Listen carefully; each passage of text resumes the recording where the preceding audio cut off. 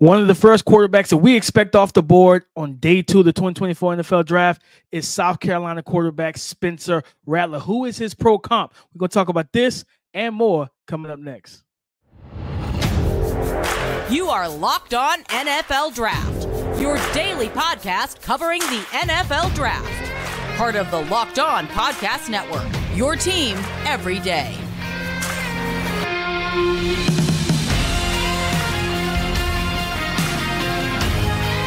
What's up, Locked On family? Welcome back to the Locked On NFL Draft Podcast, your daily podcast covering your favorite draft prospects, part of the Locked On Podcast Network, your team every day. I'm your boy, Damian Parson, always on the ones and twos. You can find and follow me on X at DP_NFL. I'm a senior draft analyst. And guys, thank you for making Locked On NFL Draft your first listen today and every day. Shout out for being our everydayers. And you know, I got to kick this intro to my guy, Mr. LSU himself, Keith Sanchez. You can find and follow him on X at The Talent Code. You talk to him, baby. What's up, Locked On family? Let's get locked in. This is Keith Sanchez, 2019 national champ with those LSU Tigers, man. And the other side to this dynamic duo that we like to call the Locked On NFL Draft Podcast, man, where we talk everything from draft prospects, draft strategies, draft philosophies. You get it all here over at the Locked On NFL Draft Podcast. I want to say shout out to everydayers. Thank you for tapping in with us each and every single day, man. Listen, like I always say, man, hit the like button. Make sure you comment after each segment. And if you're not subscribe to the YouTube channel with the best NFL draft content, go ahead and hit that notification, hit the bell sign. DP, we have a Spencer Rattler conversation coming up, man. This is a guy that's kind of become a polarizing prospect, right? Will he go back in of round 1? Will he have to wait to round 2? Or will this just simply be a round 3 quarterback? We're going to throw in some pro comps and see what is the career trajectory for Spencer Rattler. Then we're going to have a little RB1 battle, right? Blake Corum versus Trey, Benson. Who wins that heavyweight battle, man? Two guys who win very differently stylistically. Career numbers have been very different, but we'll see what they do in the NFL. And then we're going to finish this thing off with Coach 'em Up, man. We pick the players, we hand them to the coaching staffs, and we say that this guy has all ability. You need to figure it out and coach this guy up to be an NFL starter. But DP, before we get started, man, why don't you hit him with our title sponsor? Today's episode is brought to you by FanDuel. Make every moment more. Right now, new customers get $150 in bonus bets guaranteed. That's $150 win or lose. Visit FanDuel.com/locked-on to get started. Spencer Rattler, Keith, and a guy that we know years ago was a projected first overall pick when he was at Oklahoma, and that following season, like, things didn't go well. He was benched midway through the season for 2024's QB1 and first overall pick, Caleb Williams, before transferring to USC. Both of them went to opposite USCs. Crazy enough, they went from the same school to schools with the same acronym. Keith, is wild. On opposite coast of the country. Opposite coast. Like, it's really weird how that turned out, man. But Spencer Rattler, you know, of course, Caleb chose SoCal, and that was a better situation than what Spencer went into. But when I look at his game, Keith, I did this report. I gave him a second-round grade. Everything that made him the first overall pick is still there. The arm talent, accuracy is there. I know he ran like a 4.95 in the 40, but Mahomes ran a 4.8. I think Baker Mayfield ran a 4.8. We've seen quarterbacks run 4.8s and 4.9s and still be able to make plays with their legs. And he did that this year behind not even going to say subpar, a below average South Carolina offensive line, where you just looking at it and it's like pipes bursting, leaks of water everywhere, rushers just coming through the line and in the face of the quarterback. And looking at his numbers, Keith, 68.9% completion, threw for 3,186 yards passing. He had 23 total touchdowns. I think 19 on the ground, 19 on the ground. Then he had like 4 rushing with like 8 interceptions. And that's all while Juice Wells went down, who was supposed to be his top receiver and supposed to be a draft pick in this year's draft in 2 weeks. But he went down early in that season. Then that's when we saw, just really from the gate, truthfully, the connection between Rattler and Xavier Legette take off. And when I thought about, you know, his pro comp, Keith, I thought about Russell Wilson. Now, Russ was a different athlete. Russ was a 4.55 guy coming out of Wisconsin, right? Russ was a baseball player, football. He was a really good athlete, right? Where legitimately you can run the zone read stuff with Russ back in the day. You're not running that as much now, but he still can make some plays with his legs. But it was the just pocket ability, the throwing from the pocket the deep ball, the arm strength, the drive throws, all those things that Russell has and has had his whole entire career, Spencer Rattler has the same thing. Now, Spencer, I think, is like an inch taller because Russ came in like 5'11". Spencer's like right on 6 foot. But I think that Russell Wilson comp for him, and that's why I think day 2, Keith, whether it's second or third round, truthfully, I'm really interested to see where he falls because I think he's going to fall to a pretty good situation. And we know how that typically turns out, where you have high octane guys or high graded guys go to suboptimal spots, and then you have a guy that's, hey, people view as a second round pick, but he falls to a really good spot, a la, it wasn't second round, but a la Brock Purdy. He fell to the great situation, and people got him as MVP. No, I mean, it happens time and time again. You can mention Brock Purdy, you can mention Dak Prescott, you can mention Derek Carr, right, being a second round pick, and he went on to play. Russell Wilson was a third. Yeah, Russell Wilson was a third. So yeah, definitely situations matter, and it also matters when in context. You talk about Spencer Rattler, like that's not bad numbers, right? That's numbers where you should be getting talked about more. And I'm sure Drake May's numbers are better, right? But or even JJ McCarthy's numbers is not better, but it's the wins, right? And I think that's the issue, is that oftentimes we associate wins and losses too much with solely the quarterback, right? And not looking at the entire situation. So I was interested with the comps, DP, and we were talking to a pre-show, right? We were both sitting in a meeting room. That's what I was actually doing, right? I was waiting for you, and I was looking at pro comps of who I wanted to pick for Spencer Rattler. And I went all the way back to 2000, right? I was looking at Jake Plumbers and Brad Johnsons, right? I was trying to figure this thing out. I was doing his research in these streets. I was doing my homework, DP. You come prepared, you stay ready, you'll never have to get ready, right? That's what they say. And the only name, DP, that came to mind, Russell Wilson was a name, right? And then also Drew Brees, maybe, right? Like just another 6 foot-ish quarterback, right? A guy that, and I think his movement skills, talking about Spencer Rattler, is somewhere in between Russell Wilson and Drew Brees, right? Because Drew Brees had like that, he had a little bit of suddenness to his game, right? To be able to escape the pocket and do a couple things. But the reason I compare him to Drew Brees is because of the height part, but also because of, I believe that Spencer Rattler is a fairly intelligent guy, right? Like he's been playing football for a very long time. I won't say just at a very high level, right? But in the sense of the fact of being QB1, having a Netflix show, all the 7-on-7 tournaments, right? Just, all of these Nike elite camps and openings, and he's played a lot of football. So, you're talking about all the different coverages and things like that. Identifying him, I think this is a guy that can properly identify those coverages. So I view him as a guy that you would say has high football IQ. Now it's a matter of execution also, but I thought of Drew Brees because Spencer also has arm talent. And we know we talk about arm velocity and can he throw it 80 yards, but arm talent is also being able to get that ball over the linebacker in between the safety, right? It's being able to slow that ball down. It's being able to mix up the different pitches, right? Not just the fastball, but having a slider, having a curveball, having a changeup, doing all of those different things. And Spencer has that. And I'm right there with you. I'm honestly, and the longer we do this, DP, like I'm getting excited for the draft, right? It's because now I'm getting excited for like the call your shot situation, right? Find out where these guys go and be like, you know what?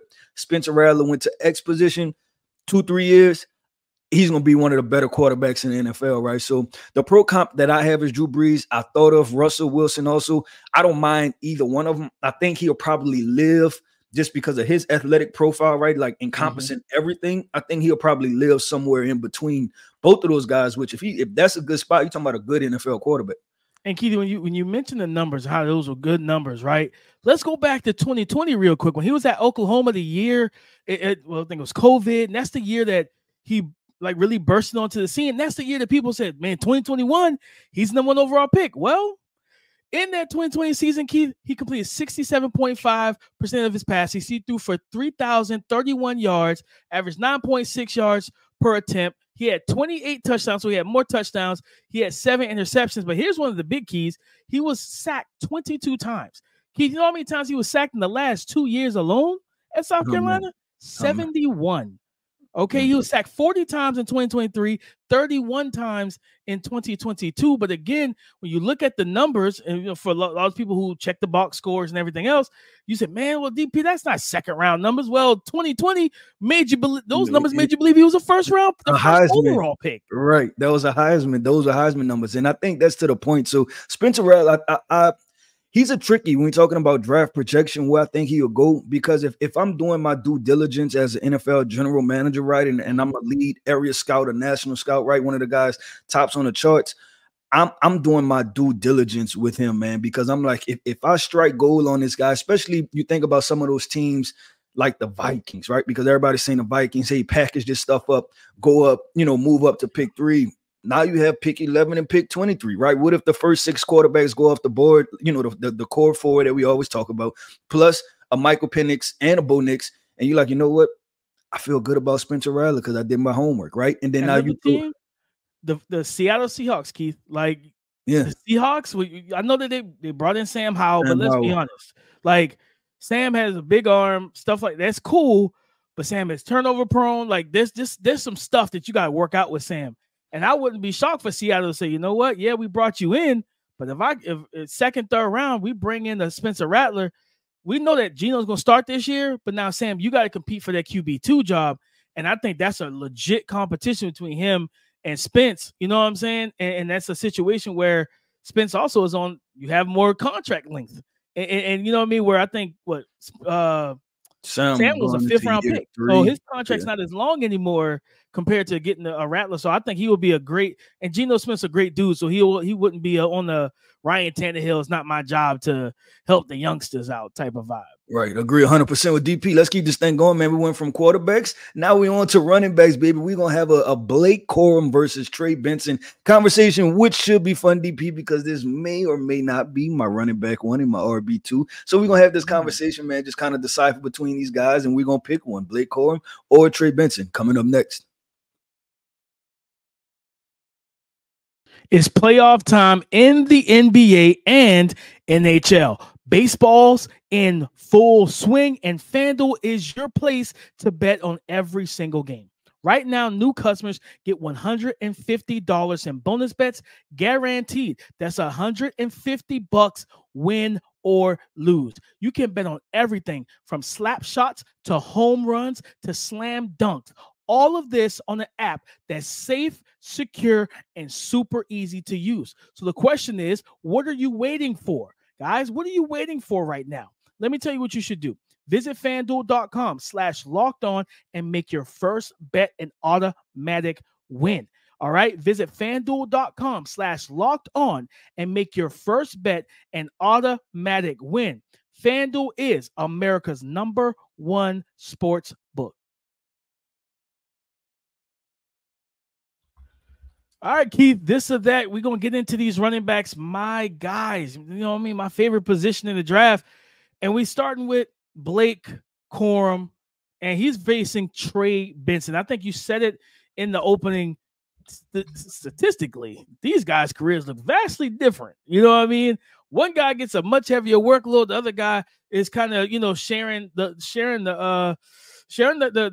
responsibility of the run game. When you look at Blake Corum in 2023, Keith, 258 carries, 1,245 rush yards, and 28 total touchdowns on the season. A national champion who was he spearheaded this offense for Michigan the past 2 years, Keith, where you wonder if he didn't get hurt in the end of 2022 heading into the college football playoffs, do they knock off the TCU Horned Frogs, right? With TCU got that upset in the first round of the playoffs.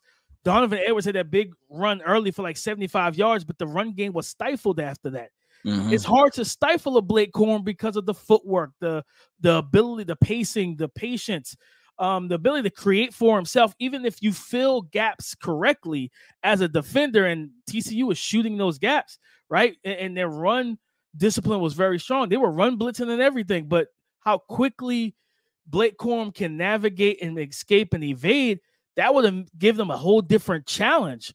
Because, Donovan Edwards doesn't bring that same type of game. He's more of a slasher than a creator. And I think if Blake Corum's healthy, they more than likely win that game, Keith, because they're going to be able to run the ball a lot more consistently early in that game. But then you look at Trey Benson, right? Trey Benson's the height, weight, speed. He looks good on the huff, that physical build. You know what I mean? And Trey Benson out of Florida State, 156, almost 200, almost 100 less carries than Corum. 156 carries, 905 yards, and 15 total touchdowns in 2023. Guy that shared the load and shared the responsibility in that backfield for Florida State with Lawrence Toafili, who's a good back. Keep your eye on him for 2025.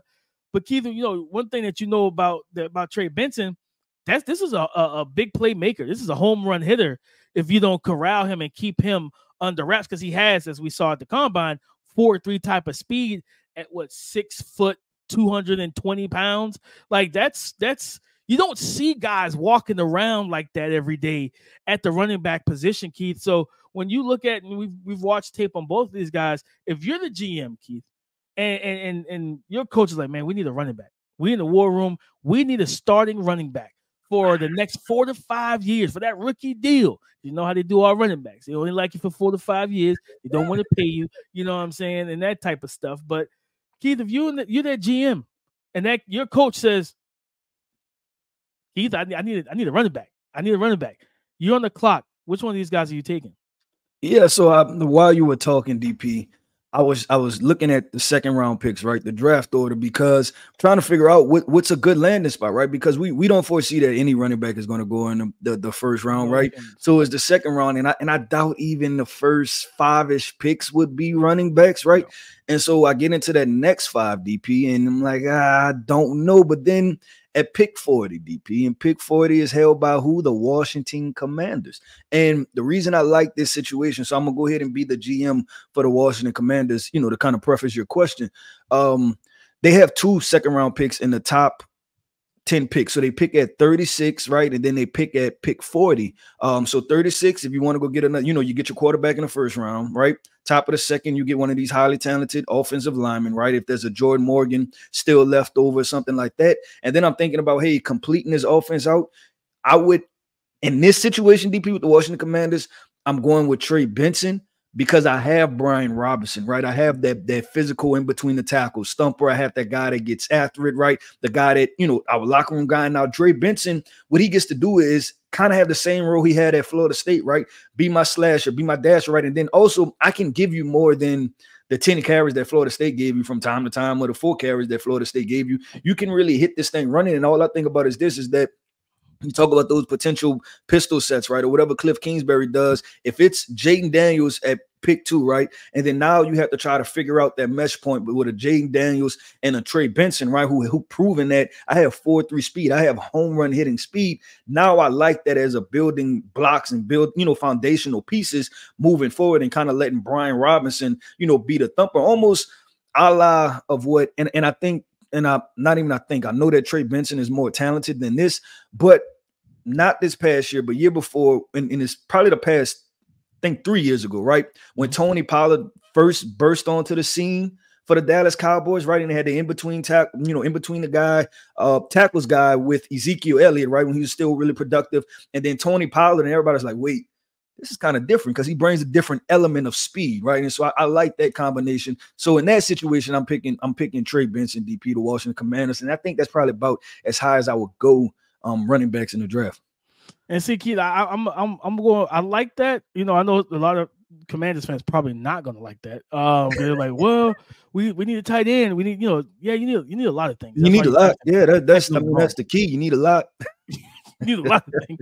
That's why you drafted second overall. Keith, I'm gonna ask you one. Give you another team real quick, and that's the Los Angeles Chargers with Jim Harbaugh. Do you think Jim? I know they brought in Gus Edwards, but Gus is serviceable. But he's not the back of the next 4 or 5 years. You know what I mean? If you're in that room with Jim, do you look at Jim and say, I know you coach Blake Corum at Michigan, but I'm still going to give you Trey Benson. We need a running back. You know what I mean? Because Trey Benson, both of these guys are different than Gus, because they both can catch the ball out of the backfield as well. Yeah, no, so I'm not doing that. Jim understands, and I hired Jim, right? So I understand the philosophy that Jim has. So I'm gonna give him his guy, DP. I'm gonna give him his guy. I'm like, you want Blake Corum? Go ahead, take him, because I've seen what you can do with him. And also there's a certain level of familiarity. I always mess that word up. That's why I have to slow it down, DP, and get it right. I always mess that word up. But yeah, I would do that. And we know, this is what I know, DP. There's 14, 15 guys from Michigan getting drafted. Jim Harbaugh is going to pound the table for at least 2 to 3 of these guys, right? Two to three of them are going to be Los Angeles Chargers. I will bet my last dollar on that. I don't know if there's any betting lines on that for the over under of Wolverines to Chargers, but I'm betting my money. So yeah, definitely, I would do in that situation, DP, and that's why I say situations matter. The Washington Commanders was something different, but with this situation, I'm going Blake Corum because I feel from a philosophy standpoint that Jim is going to be pro style, right? He's going to turn around, hand the ball off, and he's going to want that thumper. And I think Blake Corum can handle a different workload than proving that he can handle a different workload and bring a different demeanor to this Los Angeles Chargers team than maybe what Trey Benson could. So it's a very team specific situation when you get into the Blake Corum versus Trey Benson. No, I'm with you. I think for me, Keith, right now, these are my top 2 backs right now. These are my top 2 backs. We're going to have a conversation tomorrow about the Texas running back, Jonathan Brooks. So guys, tap in tomorrow for that. But, when I look at the Dallas Cowboys staying in that NFC East, a team that you mentioned, right? I think 3rd round, talking about sweet spot, pick 87. I would love for Trey Benson to be the pick for them, right? You go O-line 1st round. I don't know if so this is the difficult part. That far, but yeah, that's the part is with these running backs is that it's the sweet spot, right? Because it's like I don't see these guys going this high, right? Like not top 40. Well, I put them at 40, but definitely not top 39 picks, right? But it has to be somewhere between 40 and 70, right? Where both running backs go off the charts. So I would like the Cowboys too, and the Cowboys have a bunch of different holes, right? So it's like, do you go interior offensive line? Do you get offensive tackle? You may need another wide receiver. Do you go, it's so many things. They need a linebacker, right? So they have a couple holes that they need to fill. DP, I like that conversation, man. Probably we should keep just doing that, right? Placing these guys in certain situations and, kind of seeing what more scheme specific and just kind of unload that type of knowledge for our everydayers, man. And shout out to y'all again. But DP, let's keep this thing going, man. On to the coach 'em up segment. Yes, we pick the player. We tell the coaches, this guy fits, man. You just have to coach him up. This is what you get paid the big bucks for. So coming up next, man, is the coach 'em up segment. Passion, drive, patience. The formula for winning championships is also what keeps your number 1 ride or die alive. eBay Motors has everything you need to maintain your vehicle and level it up to peak performance. Superchargers, roof racks, exhaust kits, LED headlights, and so much more. Whether you're into speed, power, or style, eBay Motors has got you covered. With over 122 million parts for your number 1 ride or die, you'll always find exactly what you're looking for. And with eBay Guaranteed Fit, your part is guaranteed to fit your ride every time or your money back. Because with eBay Motors, you're burning rubber and not cash. Guys, with all the parts you need at the prices that you want, it's easy to make your car the MVP and bring home those huge wins. All right, keep your number 1 ride or die alive at ebaymotors.com. Keep your number 1 ride or die alive at ebaymotors.com. Thank y'all for making Locked On NFL Draft your first listen today and every day. Shout out for being our everydayers. And Keith, it's time to coach them up. It's time to give these coaches those athletic, toolsy prospects that is like, coach, if you just get his technique right, you got yourself a long-term starter. Keith, I'm going to the front lines on the offensive line, and I'm going to tackle out of Houston, the big boy, Patrick Paul. Keith, a guy that, when you talk about this tackle class, a lot of times it feels like he's forgotten. Mm-hmm. You know what I mean? When we get through all these names, but like when we talk about, man, potentially 9 to 10 offensive linemen round 1, you rarely ever hear Patrick Paul's name mentioned. And he's a guy that's like, to me, he's extremely raw with his hands. I think this is a guy that can consistently and continuously add strength and power to his frame. At the combine, listed at, out of Houston, listed at 6'7.5", 331 pounds, 36 1/4 on the arm, 9 3/8 on the hand. Tested pretty solid, 5'13", 40-yard dash. Put up 30 reps on the bench. And I think for him, it's that anchor ability, handling the speed to power rushers. If he can start to drop that anchor, drop his hips and bend his knees and keep his hands close to his chest, not allow those power rushers access to his chest plate as much. Keith, I think this is a guy that I mean, it's not going to be year one, but I think, you talking about, so in year 2, 3, and 4, you start to see that development with them, right? You think about what the Philadelphia Eagles did. They drafted the guy, granted it was like 7th round or whatever, like day 3. Jordan Mailata, who they just re-upped with the contract. He was a rugby player. You know what I mean? If you're telling me that Coach Stoutland coached up a big rugby player into a left tackle to their like kind of franchise left tackle right now, to where they gave him a contract extension, that you can't take a guy who is used to playing Power 5 football and get him to that level or get him to that starting level, then maybe you shouldn't be in this position, coach. Like, I'm just going to be completely honest, because it looks crazy unless it's some situation, Keith, where you say, you hear from behind the scenes, oh, he's not a hard worker. I haven't heard those things. So just looking at the tools and the gifts, I remember watching them down in Mobile at the Senior Bowl, watching them practice, watching them, work on his kick step, the explosiveness, the quickness he got out. And like, this guy's toolsy, Keith. So my coach him up prospect is Houston tackle, the big 6'7", 330-pound with 36 and some change on the arm tackle out of Houston. I'm taking Patrick Paul, man. I think this is a guy probably 3rd round, 4th round. You draft, stash, and coach him up.